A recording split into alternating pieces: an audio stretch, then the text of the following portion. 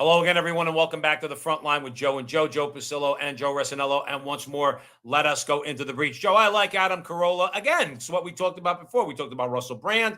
We talked about Bill Burr, Sebastian Maniscalco, comedians who used to have carte blanche to say whatever they wanted, as long as they were criticizing conservatives and Christians and Catholics and conservative politics and all that. As long as they were radical enough, well, the comedians really could say whatever they want. George Carlin, Lenny Bruce, they're just so brave. I think these are the bravest guys around. And you want to know what's to boot? They're hysterical. Adam Carolla is hysterical. So is Dave Chappelle. He's fighting against the alphabet soup mafia.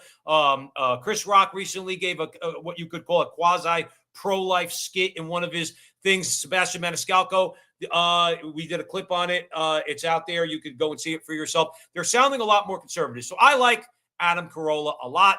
And here he is with Tucker Carlson because, Joe, guess what? I kind of think that they might be watching the front line with Joe and Joe. I don't know. I mean, are they going to let Trump be president? No, of course. I mean, look, if, they protested him, they called him names. He won anyway. They impeached him twice on ridiculous pretenses. They fabricated a lot about what happened on January 6th in order to impeach him again. It didn't work. He came back. Then they indicted him. It didn't work. He became more popular. Then they indicted him 3 more times. And every single time his popularity rose. So if you begin with criticism, then you go to protest, then you go to impeachment, now you go to indictment, and none of them work, what's next? I mean, graph it out, man. We're speeding toward assassination, obviously, and no one will say that. But I don't know how you can't reach that conclusion. I'll tell you a couple of guys who did say that. Joe and Joe been saying that. All right, and I'm not saying that. Joey, I remember like it was yesterday on that show. That was back in the day. We were doing the show in your basement, the Sunday night show. Okay, I remember you saying that. And I would never say it in the podcast. And I remember you saying it, and I was kind of pushed back a little bit, like, holy crap, Joe, are you serious? And then you went on to explain yourself. So you explained this 4 years ago before all these indictments and everything else. You said, look, if he goes to run again and he wins, they're going to kill him. Now, Tucker Carlson is kind of jumping on your bandwagon, but I'll throw it over to you because he said it correctly. Look at the graph. It points towards they're going to have to take this guy out, mainly because people want him to run. The Republican the rank and file Republicans, they don't care. They don't want what they're putting. They want Mike Pence. They don't want Nikki Haley. They don't want any of those people. They want Donald Trump. And the only recourse is going to be if he even is close, Joe. Close. If they realize that they can't do the shenanigans that they did in the past, and he looks like he could win, Joe, they're going to take him out. There's no question that it's speeding towards that. It's 2 freight trains, and too many people will even be okay with that. That's how twisted the nation has gotten. You don't like Donald Trump, don't vote for him. Don't vote for him. Oh, but then he could still get elected, and that's what they can't stand. Joe, because it's not about democracy. It's not about justice. It's not about freedom. It's about power. And people should get that through their head, because I got news for you. It could go against you. This is dangerous. We're on dangerous ground. We've been on dangerous ground.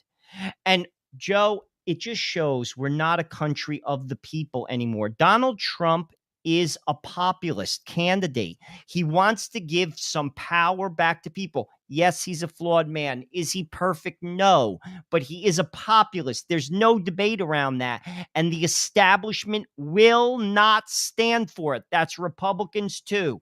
Get that through your thick head. Whoever's listening to this, get that through your head. That's what's happening. And too many people are okay with it because it's not about freedom. It's not about democracy. It's not about justice. It's about me. It's about my power and my position, and I'm not giving you anything. Right. And I don't care if the people want them. We're not having it. That's what's happening, people. Yes. And if you can't acknowledge that, you're not living in reality. You know, Joe, the right used to say all the time that the left really, I mean, especially if you go back to where the left, the Democrat Party really radically changed. particularly, let's say, during and then subsequently to the Vietnam War, where they really went left, they really went radical. It took a while to see how radical they were. I mean, you look at a Walter Mondale, you look at people like that, you look at them as liberal Democrats, okay? The left took over a long time ago. The right, people like Pat Buchanan have been saying for a long time. William F. Buckley used to say it, okay? These are what you get, to quote William F. Buckley, what you get from the left, you get sermons from people who hate their country. That's what you do. And how could you say, I hate America? I love my country. Do you? Do you? Because you're not promoting anything remotely resembling what should be constitutional values. You say you're for democracy, but yet you want to deny me the right to vote for Donald Trump. You say you're for democracy, but you don't want to do anything. When I turn around and say, well, you know what? The voter rolls need to be purged of dead people, and we need paper ballots and things like that to prevent fraud. Oh, you want to disenfranchise people. You're racist. They don't give a fig about democracy, as you said. They do want to destroy this country. Why is it that we can't say that? Your actions tell me what you're all about. This is somebody who will be democratically elected by the rules, both winning in the primary, in the Republican primary, and winning the presidential election. He will win according to the rules. That means that democracy wins. No, because it's Donald Trump and because you racists voted for him, it's not democratic. We'll tell you what's democratic. Joe, the country's finished. It all matter now is just how badly finished we are and what form it takes afterwards. Hopefully we survive and we can rebuild. Joe Rossinello, I'm going to give you the final word.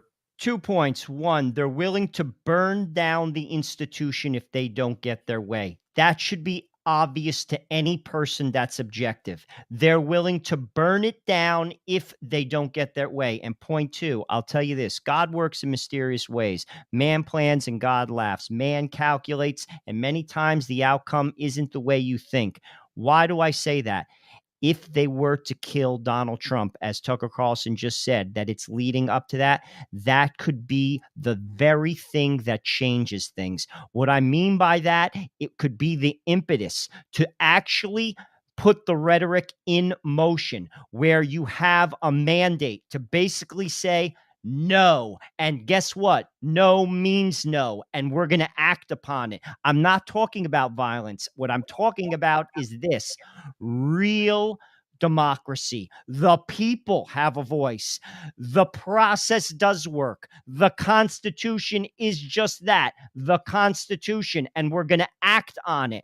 We are not going to abuse power. We are not going to push ideology, globalist ideology on average people. It could be the very thing they think is the solution that undermines them. Again, man plans and God laughs. It's going to be interesting. No, and I agree with you 1,000%. If you think about, let's say, for argument's sake, remember something about when they talk about democracy, Joe. If they actually were interested in representing the people, the way they wring their hands over and all their sycophants and their comrades in the media, you know what? If they cared about democracy, or put it like this, they have to destroy democracy, because if they actually let the people vote on what it is they believe in, if they were actually honest with people about what it is they believed in, and if the media wasn't so in the tank for them, Joe, as we said before on the show, they wouldn't get elected dog catcher.